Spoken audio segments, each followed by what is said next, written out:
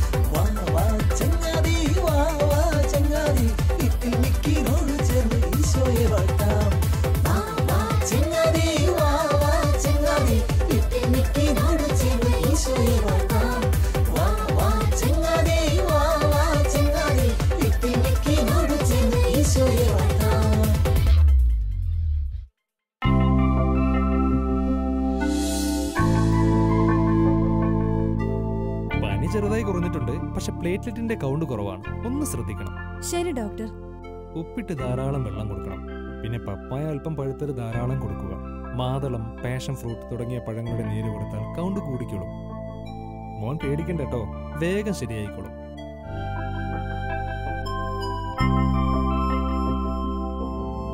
അപ്പൊ ശരി, എന്തെങ്കിലും ഉണ്ടേ വിളിച്ചാൽ മതി. ശരി. ശരി ഡോക്ടർ.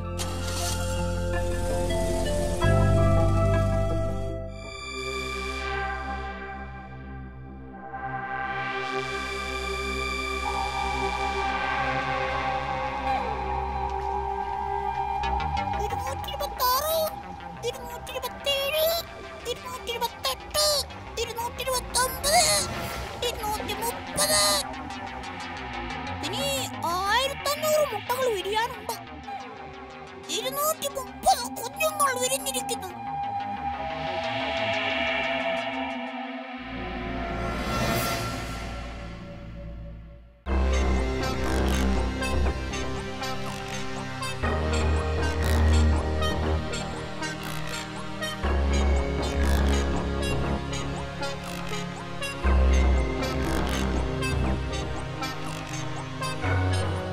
വിരിഞ്ഞ കുഞ്ഞുങ്ങൾ 3000, വിരിയാനുള്ളത് 2000.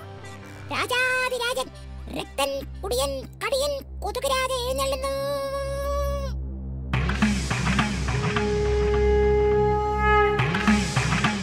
പ്രിയമുള്ള എന്റെ പ്രജകളെ, ഞാൻ ഇന്ന് വളരെ സന്തോഷവാനാണ്. നിങ്ങളുടെ എല്ലാം അശ്രാന്ത പരിശ്രമത്തിലൂടെ പനി എന്ന രോഗം എല്ലാ മനുഷ്യരെയും ബാധിച്ചിരിക്കുന്നു. പനി ബാധിച്ച് തളർന്നു കിടക്കുന്ന മനുഷ്യരിൽ നിന്നും നമുക്ക് ആവശ്യമുള്ള രക്തം നമുക്ക് ഊറ്റിയെടുക്കാം. പനി കാരണം തളർന്ന അവർക്ക് നമ്മളെ ഒരു ചുക്കും ചെയ്യാനുള്ള ശക്തി ഉണ്ടാവില്ല.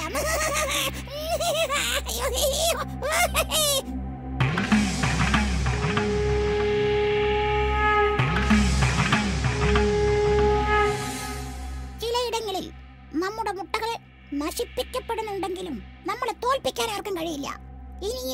ഇനിയും മുട്ടകൾ ഉണ്ടാവട്ടെ. അവർ വിരിഞ്ഞു വരുവാൻ വേണ്ടി വന്നാൽ മുട്ട വിരിയിക്കാൻ ഒരേ സമയത്ത് 10,000-കണക്കിന് മുട്ട വിരിക്കാൻ കഴിവുള്ള ഇൻക്യുബേറ്റർ തരുന്നതാണ്.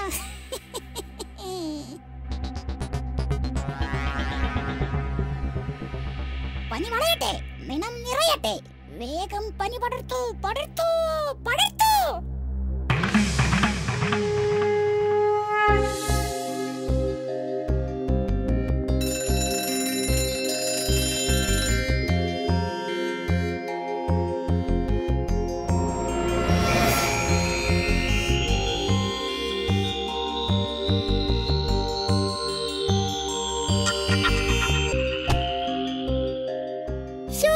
എന്തൊരു കൊതുകാണ്.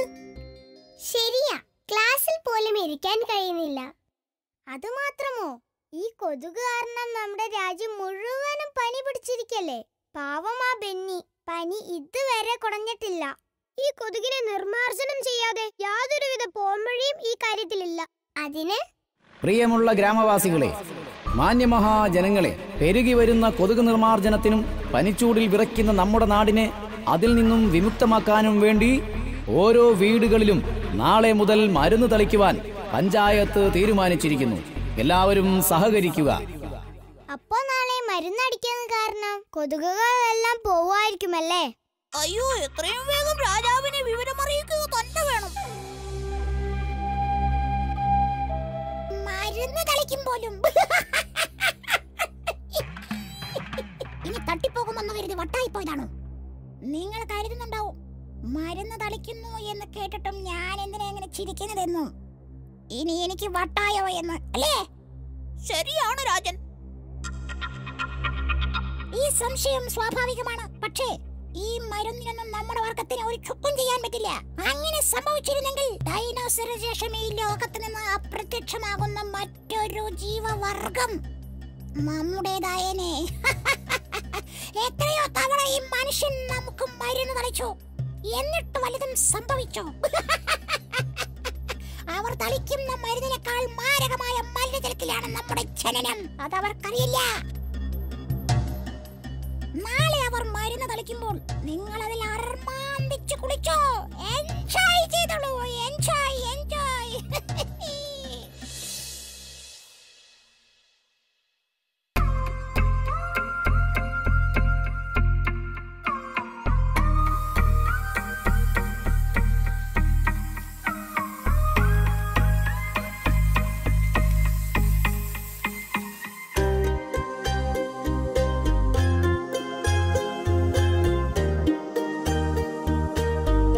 മെമ്പറെ, ഈ മരുന്ന് തളിച്ചോണ്ടൊന്നും ഒരു കാര്യമില്ല. പനി കൂടുന്നല്ലാതെ കുറയുന്നില്ല. നിന്റെ വർത്താനം കേട്ടാൽ ഞാനാണ് കൊതുക് പരത്തുന്നതെന്ന് തോന്നുമല്ലോ. അല്ല, ഞാൻ മെമ്പറെ കുറ്റം പറഞ്ഞല്ല. പനി കൂടുന്നതല്ലാതെ കുറയുന്നില്ല മെമ്പറെ. ഞാൻ വേറൊരു പരിപാടി ആസൂത്രണം ചെയ്യുന്നുണ്ട്. എന്ത് പരിപാടി? അതൊക്കെയുണ്ട്, നീ കണ്ടോ? കാണാം, കാണാം.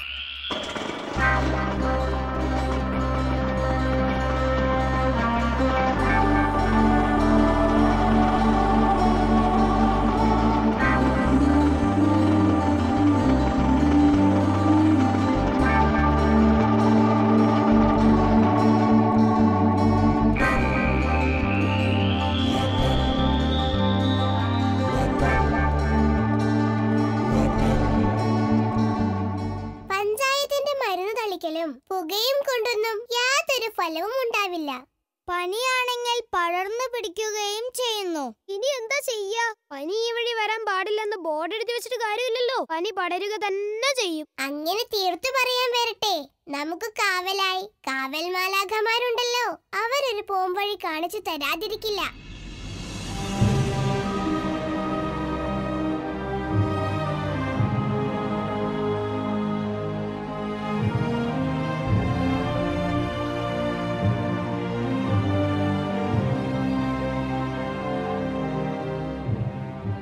മീനു, മീനു എണീക്ക്. പേടിക്കേണ്ട മീനു, ഞങ്ങളെ മനസ്സിലായില്ലേ? കാവൽ മാലാഖമാർ. മിടുക്കി. ഞാൻ ഇന്ന് കാവൽ മാലാഖമാരെ പറ്റി ചിന്തിച്ചതേ ഉള്ളൂ. ഇപ്പോഴിതാ എന്റെ മുൻപിൽ. നിങ്ങളെ സഹായിക്കാനല്ലേ ദൈവം ഞങ്ങളെ അയച്ചിരിക്കുന്നത്. മീനു ഞങ്ങളെ പറ്റി വിചാരിച്ചു, ഞങ്ങളെത്തി. ഇനി നിങ്ങൾക്ക് മാത്രമേ ഞങ്ങൾക്ക് കാവലാകാൻ സാധിക്കൂ. ചില കാര്യങ്ങൾ അങ്ങനെയാണ്, വരുത്തി വെച്ചവർ അനുഭവിച്ചേ മതിയാവൂ. പനി പടരാൻ കാരണം മനുഷ്യർ തന്നെയാണ്. അപ്പോൾ അത് തടയാനും അവർ തന്നെ ശ്രമിക്കണം. അതെങ്ങനെ? നീ ഞാൻ പറയുന്നത് പോലെ ചെയ്തു നോക്ക്. പനിയെ നമുക്ക് തടയാമെന്നേ.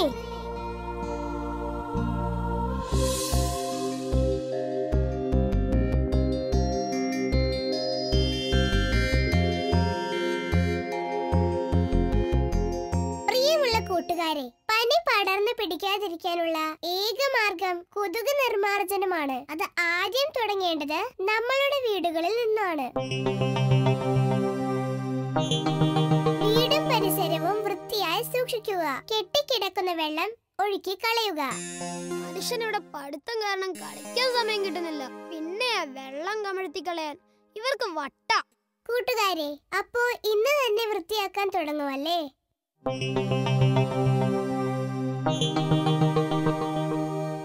അബി, എന്താ?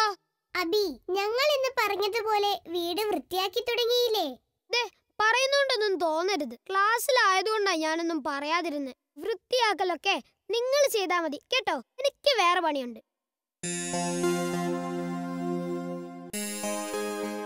അവനെന്താ ഇങ്ങനെ?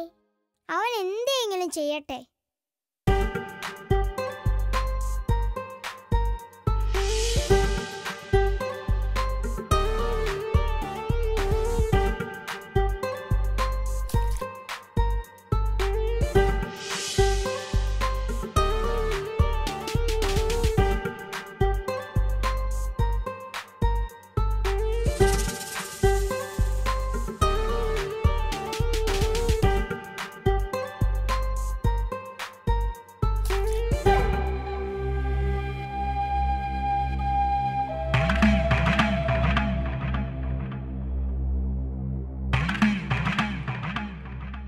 എന്തുണ്ട് പുതിയ വിശേഷം? പ്രഭോ, സ്കൂൾ കുട്ടികൾ വെള്ളം കെട്ടി നിൽക്കാൻ സമ്മതിക്കുന്നില്ല. അതുകൊണ്ട് തന്നെ എല്ലാ മുട്ടകളും നശിച്ചു തുടങ്ങിയിരിക്കുന്നു. ഓ, അതാണ് വിദ്യാഭ്യാസത്തിന്റെ ദോഷം. പോയി അന്വേഷിക്കോ. മടിയന്മാരായ മനുഷ്യന്മാരും ഉണ്ടാവുകന്നേ. പോയി അവർക്ക് പടർത്തു രോഗം. ഉത്തരവ് പോലെ രാജൻ.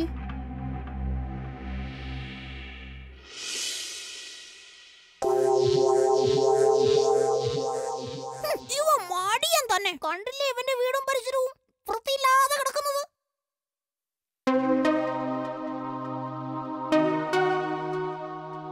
ഇവൻ തന്നെ രോഗം പിടിപെടാനുള്ള യഥാർത്ഥ അവകാശികൾ.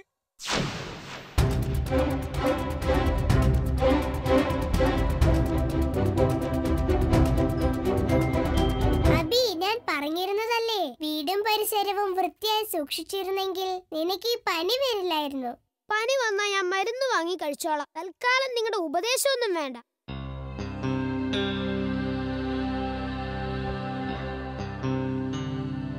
പനി വന്നിട്ടും അവന്റെ വാശിക്ക് ഒരു കുറവുമില്ലല്ലോ. വിഷമിക്കേണ്ട കൂട്ടുകാരെ, നിങ്ങൾ വിഷമിക്കാതിരിക്കൂ. ഇന്നത്തെ രാത്രി കഴിയട്ടെ, അവൻ മാറും, ഉറപ്പ്. നല്ല ഉറക്കത്തിലാണല്ലോ വാശിക്കാരൻ. വാശിയൊക്കെ കുട്ടികൾക്ക് നല്ലത് തന്നെ, പക്ഷേ അത് നല്ല കാര്യങ്ങൾക്ക് വേണ്ടി മാത്രം. അപ്പോൾ ഇനി നമ്മൾ വന്ന കാര്യം നടത്തിയേക്കാം അല്ലേ? തീർച്ചയായും.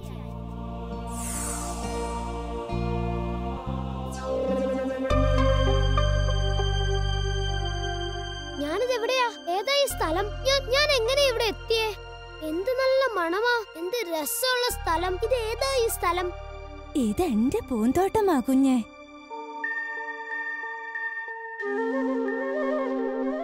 ഇതെന്റെ പൂന്തോട്ടമാണ്.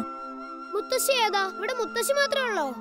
അതെ കുഞ്ഞെ, ഞാൻ മാത്രമേ ഉള്ളൂ. വളരെ പണിപ്പെട്ട ഞാനിത് മനോഹരമായി ഉണ്ടാക്കിയെടുത്തത്. പക്ഷേ ഇപ്പോൾ എനിക്ക് വയ്യ. കാലുകൾക്ക് പഴയതുപോലെ ശക്തിയില്ല. ഇപ്പോ ഈ മനോഹരമായ പൂന്തോട്ടത്തിൽ അങ്ങിങ്ങായി വെള്ളം കെട്ടി നിൽക്കുന്നുണ്ട്. അതിൽ കൊതുകുകൾ പെരുകാൻ വഴിയുണ്ട്. എന്നെ ഒന്ന് സഹായിക്കാമോ? പിന്നെ മുത്തശ്ശി, എനിക്ക് പനിയാ. ഇതൊന്നും ചെയ്യാൻ പാടില്ല. അതിന് കുഞ്ഞിനെ കണ്ടാൽ പനിയുള്ളതായി തോന്നുന്നില്ലല്ലോ. അതിന് മുത്തശ്ശി ഡോക്ടറൊന്നുമല്ലല്ലോ. എനിക്ക് പനിയാ, മേലെ അനങ്ങാൻ പാടില്ല. ഈ കെട്ടിക്കിടക്കുന്ന വെള്ളം ഒഴുക്കിക്കളയാൻ എന്നെ ഒന്ന് സഹായിക്കാമോ? ഇല്ലെങ്കിൽ കൊതുക് വളർന്ന് കുഞ്ഞിന് പനി പിടിച്ചാലോ? വേറെ പണിയില്ല. മുത്തശ്ശി ഇത് എവിടെ പോയി? അയ്യോ, ഭീമൻ കൊതുക്!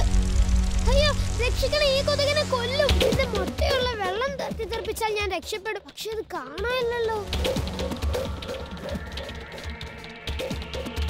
രക്ഷിക്കണേ!